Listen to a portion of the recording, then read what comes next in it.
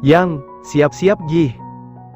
Kita akan berangkat sekarang, ucap Saki setelah memakai pakaian lengkap. Lo, mau kemana?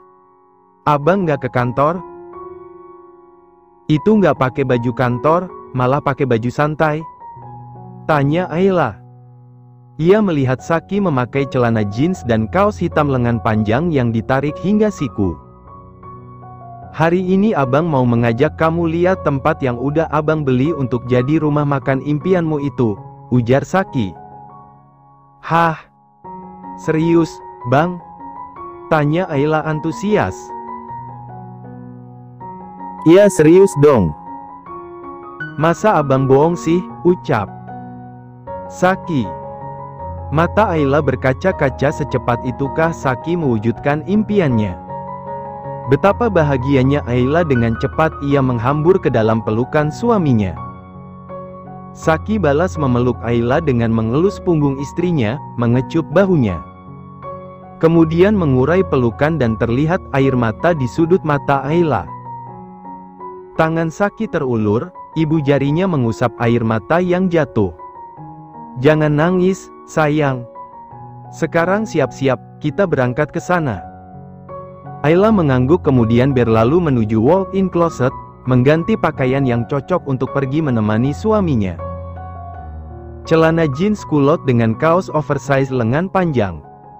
Juga dengan sepatu cat berwarna putih. Tidak lupa tas selempang yang senada. Yuk, ajak Ayla dengan menggandeng lengan Saki. Saki balas dengan anggukan dan tak lupa senyum manis yang mengembang. Kalian mau kemana pagi-pagi gini? Tanya Kinan saat melihat anak menantunya sudah rapi. Kami mau cek lokasi untuk rumah makan, Ma. Sarapan dulu, ajak Kinan yang telah selesai menata makanan di meja. Nanti aja sekalian di luar, Ma. Saki dan Ayla menyalami kedua orang tuanya lalu mereka berangkat tanpa sarapan. Karena akan sarapan di luar. Mereka mau kemana, Mam? Kok nggak ikut sarapan? Tanya Sila yang baru keluar dari kamar. Katanya mau ngecek lokasi buat bangun rumah makan. Ayo sarapan dulu, mana David? Oh, ada, tadi terima telepon dulu dari manajernya yang di Swiss. Tidak lama David pun keluar dan ikut bergabung dengan istri dan kedua mertuanya untuk sarapan bersama. Karena David mengelola perusahaan papanya di luar negeri, jadi terpaksa ia akan kembali ke sana. Sedangkan Sila akan tetap di sini. Mungkin seminggu atau 2 minggu sekali ia akan bolak-balik Jakarta Swiss. Dan lusa ia akan kembali lagi. Di tempat lain, setelah mencari sarapan Saki langsung menuju lokasi. Benar yang dikatakan sekretarisnya Ardi, jika tempat itu sangat strategis. Di sana belum ada restoran ataupun rumah makan, jadi sangat tepat sekali jika membangun restoran yang menu restoran, rasa restoran tapi harga dan porsi warteg. Itulah rencana Ayla untuk membangun rumah makan impiannya. Untuk chef, apa kamu ada rekomendasi? Tanya Saki. Karena ini kan menunya itu Nusantara, jadi juru masaknya itu harus yang pandai memasak masakan Nusantara. Maksudnya masakan Sunda gitu? Tanya Saki, bukan apa-apa Saki bertanya begitu. Karena Ayla berasal dari tanah Sunda. Nggak khusus Sunda juga. Tapi kalau bisa semua menu yang ada di Indonesia. Kita ambil dari setiap daerah yang merupakan menu makanan favorit dan ciri khas gitu. Jadi semua kalangan, semua yang datang ke sini dari berbagai daerah bisa menikmati makanan andalan mereka. Sebagai obat rindu kepada kampung halaman. Ide Ayla sangat brilian, dan Saki suka itu.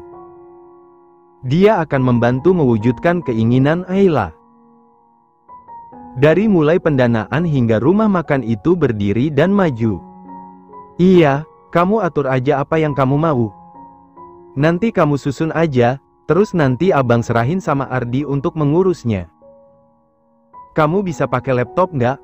Tanya Saki. Dulu waktu sekolah sih seminggu 2 kali selalu ada pelajaran komputer. Tapi itu kan udah lama, aku belum pernah sentuh lagi komputer. Abis ini kita beli laptop buat kamu, nanti abang ajarin sampai kamu pandai. Oh ya, apa nggak ada keinginan buat lanjut kuliah? Tanya Saki, ia baru terpikirkan jika istrinya ini hanya lulusan SMA. Bukan dia gengsi, tapi dia hanya ingin istrinya meraih cita-citanya. Dulu sih ada, tapi kan nggak ada biaya. Udah gitu Arkan juga butuh biaya, jadi keinginan itu aku hapus aja. Terus berangkat ke Jakarta untuk bekerja membantu perekonomian apa dan emak. Emang sekarang udah nggak pengen gitu? Tanya Saki dengan menatap lekat manik mata istrinya. Udah telat, Bang. Mau fokus ke keluarga aja, ucap Ayla meski terdengar biasa saja, tapi Saki tahu ada kesedihan di sana. Kata siapa telat? Nggak ada kata terlambat untuk menuntut ilmu. Tapi aku kan udah nikah. Aku mau fokus sama-sama abang dan ngurus rumah tangga aja. Siapa bilang setelah menikah tidak bisa kuliah? Pernikahan bukan sebuah penghalang seseorang untuk belajar. Selama masih ada waktu dan kesempatan, kenapa kita tidak mencobanya? Abang nggak minta kamu terus fokus ke keluarga. Karena abang tahu, kamu pandai mengatur waktu. Jadi, jika kamu mau lanjut kuliah, ayo. Abang akan dukung kamu, mama papa juga pasti dukung kok. Wajah Ayla ditekuk, ia tidak mungkin bisa kuliah seperti orang lain. Seharusnya di usianya sekarang ia sudah lulus S1. Ini baru masuk dengan mahasiswa seumuran adiknya. Dia akan menjadi mahasiswa tertua di kelasnya. Kenapa cemberut gitu? Tanya Saki sambil mencolek dagu istrinya. Bang, usiaku udah 20 lebih. Kalau masuk kuliah, aku paling tua dong. Mereka rata-rata umur 18 tahunan, jelas Ayla. Mendengar jawaban istrinya, Saki malah tertawa terpingkal. Ayla semakin memberengut melihat suaminya menertawakan dirinya. Dikira ini lucu apa, pikir Ayla. Sayang, dengerin abang. Kamu tahu hadits tentang menuntut ilmu kan? Ayla mengangguk. Meski Saki kurang pemahaman agama, tapi ia pernah menerima pelajaran agama saat sekolah dulu. Jadi sedikit masih ingat apa yang dijelaskan gurunya. Nah, kamu juga sama. Jangan karena umur dan status jadi buat kamu menghambat untuk belajar. Kamu bisa belajar kapanpun itu. Jangan minder dengan usia, masih banyak kok yang kuliah meski usianya sudah tidak selayaknya. Maksudnya, banyak orang yang sudah berumur masih menuntut ilmu. Yang dikatakan Saki semuanya benar. Tidak ada hambatan menuntut ilmu, meski dengan umur. Selama nyawa melekat di badan, artinya manusia masih bisa menuntut ilmu. Berkat dukungan sang suami, Ayla memutuskan untuk melanjutkan pendidikan meski dia merasa sudah terlambat. Tapi seperti kata Saki tadi, tidak ada kata terlambat untuk belajar. Baiklah, Bang. Aku mau lanjut kuliah. Tapi kenapa? Saki mengernyitkan alisnya. Aku udah lupa semua mata pelajaran, ucap Ayla dibarengi dengan cengiran hingga semua giginya terlihat. Bahkan satu gigi gingsulnya terlihat, dan itu terlihat sangat manis dan lucu menurut Saki. Nanti abang ajarin, putus Saki. Aula menjadi bersemangat kembali, jika pengajarnya Saki yang tampan dan pintar. Ayla pasti akan cepat mengerti. Sebelum pulang ke rumah, Ayla mengajak Saki untuk mampir ke mall. Dengan senang hati Saki menurutinya. Karena jarang sekali Ayla meminta sesuatu atau mengajak shopping. Kesini. Tanya Saki yang melihat Ayla memasuki outlet hijab. Di sana banyak sekali menjual berbagai macam hijab, dari yang untuk sehari-hari, pasmina dan juga himar. Semua lengkap di sana. Bang, aku pengen berhijab mulai sekarang. Boleh? Tanya Ayla memohon dengan perasaan yang tidak menentu. Ia takut Saki tidak menyetujuinya, karena Ayla tidak merundingkannya lebih dulu. Tidak mendapat jawaban dari Saki, Ayla pikir suaminya tidak setuju. Ia menunduk lesu, kemudian hendak berlalu dari sana. Tapi urung, karena Saki mencekal lengannya. Mau kemana? Katanya mau beli hijab. Tanya Saki. Tadi abang, bukannya nggak boleh. Siapa yang bilang nggak boleh? Abang cuma kaget aja, tapi bukan berarti abang nggak setuju. Justru abang seneng banget jika kamu mau berhijab. Beneran, bang? Saki mengangguk pasti dan tersenyum. Makasih, bang. Ayla memeluk Saki sebentar, kemudian ia masuk ke dalam gerai memilih beberapa model hijab dan beberapa warna. Total ada 15 patches kerudung yang Ayla beli. Setelah membayar, Ayla langsung memakai satu pasmina yang cocok dengan baju yang ia pakai. Gimana, bang? Saki tidak menjawab, ia terlalu speechless melihat penampilan berbeda dari istrinya. Ternyata jika berlian dibungkus dan dijaga dengan rapi akan terlihat sangat mahal. Begitu juga dengan Ayla. Wah, masnya sampai terpana gitu lihat mbaknya pakai kerudung. Mbak cantik banget, beneran deh. Masya Allah, ujar penjaga toko memuji Ayla bukan karena peres, tapi memang benar Ayla jauh lebih cantik dari sebelumnya. Mbak, bisa aja. Ayla tersenyum malu-malu. Iya, istri saya ini memang sangat cantik. Pipi Ayla semakin merona, ia menundukkan wajahnya, menyembunyikan wajah yang memerah dari suaminya. Saki menarik dagu Ayla dengan ujung jari telunjuk. Jangan sembunyikan wajah cantikmu dari suamimu. Tapi pada pria lain harus. Tidak hanya Ayla, pegawai toko dan beberapa orang pengunjung yang ada di sana ikut mesem-mesem. Saki pandai membuat hati istrinya berbunga-bunga. Udah ayo pulang. Ayla mematikan tangan suaminya. Ia malu menjadi pusat perhatian orang banyak. Istriku, kalau lagi malu-malu jadi tambah lucu. Jadi pengen gigit, bisik Saki tepat di telinga Ayla. Semua orang di dalam rumah tidak ada yang bersuara saat Saki dan Ayla pulang. Mereka seperti melihat orang asing yang tiba-tiba masuk ke dalam rumah. Saki, siapa yang kamu bawa? Di mana istrimu? Kenapa kamu bawa wanita lain? Bentak Kinan yang tidak terima menantu kesayangannya dibuang begitu saja oleh Saki dan digantikan dengan wanita lain. Ceka. Mama gimana sih? Masa sama menantu sendiri nggak ngenalin, ini Ayla mah. Menantu mama, ujar Saki memberengut. Hah, Ayla? Semua orang memekik kaget. Pasalnya tadi pagi penampilan Ayla masih biasa saja. Tapi saat pulang dia sudah mengenakan hijab. Ini beneran kamu sayang? Ya ampun, cantik banget. Kinan beranjak dan menghampiri Ayla dan Saki. Beneran, Ki? Ayla cantik banget, tambah cantik dari sebelumnya. Sila juga berkomentar sama dengan mamanya. Coba aja, putri dan istri Papap juga kayak gini. Pasti Papap seneng banget punya 3 bidadari yang cantik, ujar Atar lemas. Kinan dan Sila saling lirik, mereka nyengir dan menggaruk kepala masing-masing. Hehe, mama akan coba deh, Pa. Kalau aku belum siap, Pap.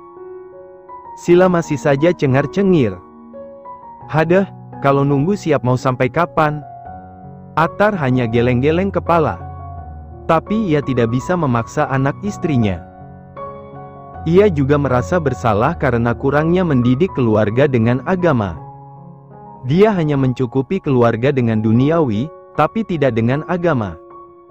Makanya orang pertama yang paling merasa bersalah atas musibah yang menimpa Saki adalah Atar sendiri.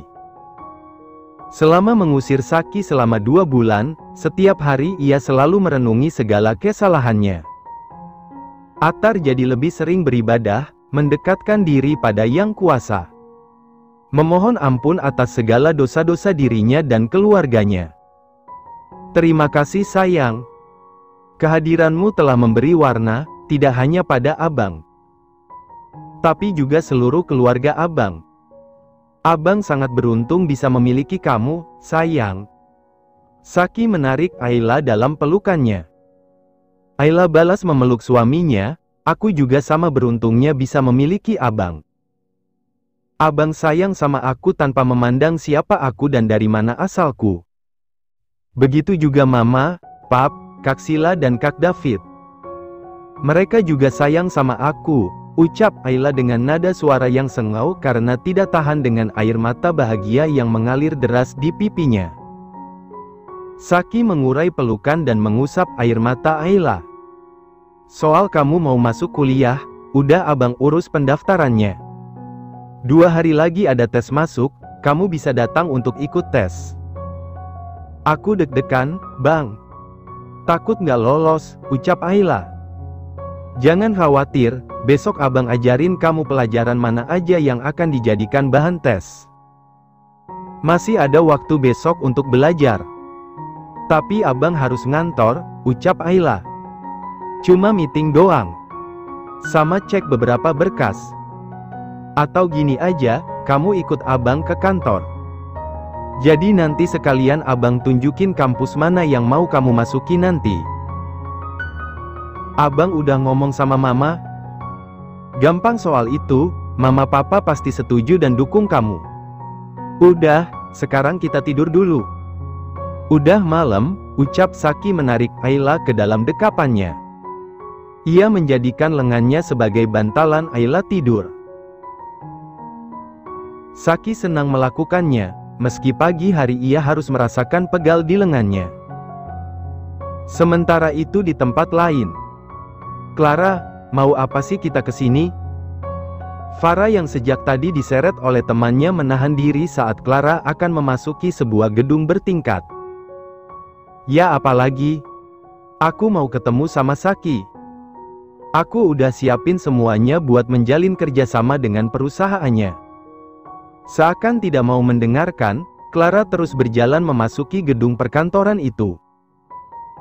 Tujuannya hanya satu, bisa menjalin kerjasama dengan Saki, maka ia akan lebih banyak waktu dekat dengan mantan teman dekatnya dulu. Paman Clara yang berbisnis di bidang arsitektur. Tidak jarang ia menjalin kerjasama dengan beberapa perusahaan yang akan membangun proyek. Dan tentunya sangat membutuhkan tenaga dari mereka. Tahu jika Saki sedang membutuhkan jasa kontraktor, ia segera berlomba dengan kontraktor lain untuk mendapatkan tender. Dan paman Clara berhasil memenangkannya. Ya kenapa harus kamu sendiri yang terjun sih? Ini kan bukan bidang kamu, ucap Farah tidak habis pikir. Nggak apa-apa, aku ngerti sedikit demi sedikit. Apalagi Om Yoga udah ngasih arahan tadi. Ini kesempatan aku buat ketemu sama Saki.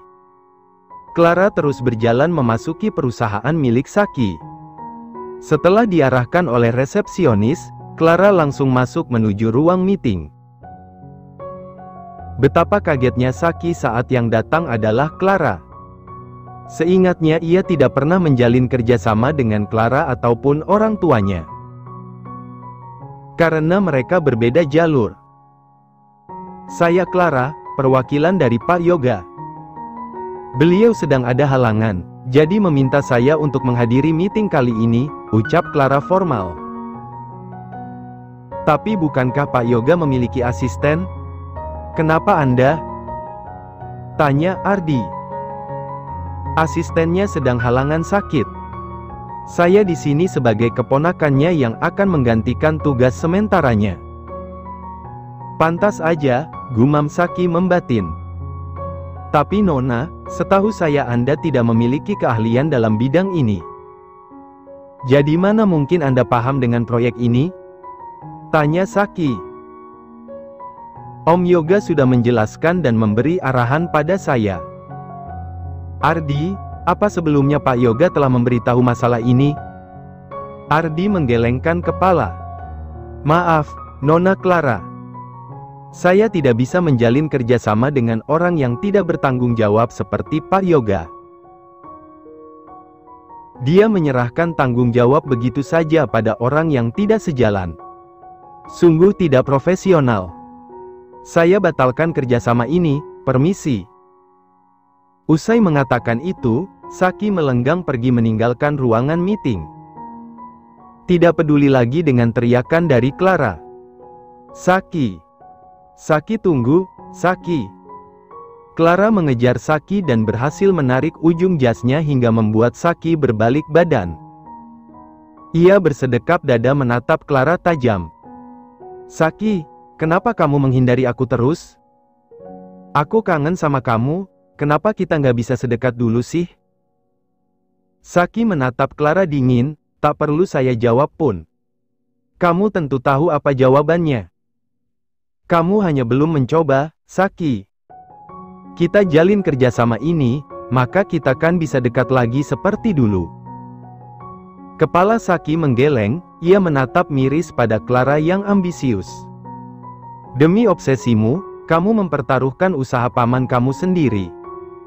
Kamu mengorbankan perjuangannya untuk bisa mendapatkan proyek ini. Gak masalah, ini hanya proyek kecil. Kehilangan satu proyek, papaku bisa memberikannya proyek lebih banyak. Justru dengan begini, kamu terlihat sangat bodoh, Clara. Bukannya kamu bisa deketin saya, tapi kamu malah memutuskan untuk tidak bisa dekat dengan saya lagi.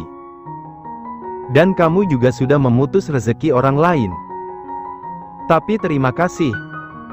Karena kamu datang, jadi saya tidak perlu lagi bertemu denganmu. Saki berbalik dan pergi meninggalkan Clara. Ia memasuki ruangannya, karena Ayla sudah menunggu di sana. Clara terbengong sendiri. Dia baru menyadari kesalahannya. Ia hanya berdiri mematung, tidak tahu harus melakukan apa. Sudah kubilang, kamu ngeyel si Clara. Akhirnya setuju dengan Saki, kenapa kamu jadi sebodoh ini? Demi obsesimu, kamu menanggalkan akal sehatmu. Dan sekarang, Om Yoga dirugikan dengan lepasnya proyek ini. Ini terakhir kali aku ingetin kamu. Stop ngejar Saki, yang jelas-jelas udah jadi milik orang lain. Dan aku udah nggak peduli lagi dengan apa yang akan kamu lakukan. Terserah, aku capek sama kelakuan kamu. Farah yang benar-benar jengah dengan sahabatnya yang keras kepala dan diktator. Ia tidak pernah menerima masukan dari siapapun. Setiap saat ia selalu meminta bantuan Farah dan merepotkannya. Tapi tidak pernah mau mendengar nasihatnya. Entahlah, apa yang membuat Clara jadi segila ini. Akal sehatnya benar-benar sudah tidak lagi berfungsi. Percuma sekolah tinggi tapi otak dan kemampuannya tidak bisa digunakan. Ya, wajar saja setiap naik kelas hanya dengan uang. Tidak mau belajar tapi ingin terlihat keren, maka uanglah yang bekerja. Pelariannya tidak jauh dari kelab. Setiap ada masalah maka bukan solusi yang ia cari, tapi kesenangan sesaat. Maka disinilah Clara berada. Di sebuah kelab ternama di kota ini, padahal belum buka siang ini, tapi karena memiliki akses masuk, Clara bisa masuk kapan saja. Bang, kok udah beres meetingnya? Tanya Ayla yang melihat suaminya sudah kembali padahal baru beberapa menit, belum juga setengah jam. Nggak jadi meeting. Ada orang gila, jadi meeting dibatalkan. Hah, orang gila? Kok bisa masuk ke perusahaan? Emang penjaga di luar gimana, sampai ngelolosin orang begitu? Tahu. Nanti abang mas sidak lagi, biar mereka lebih waspada. Ayla masih bengong, ia jadi cemas jika memang ada orang yang tidak waras masuk ke sana.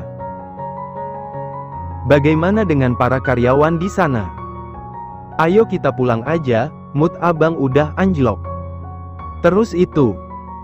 Udah nggak usah khawatir, semua udah ditangani. Kita cari tempat lain aja buat kamu belajar.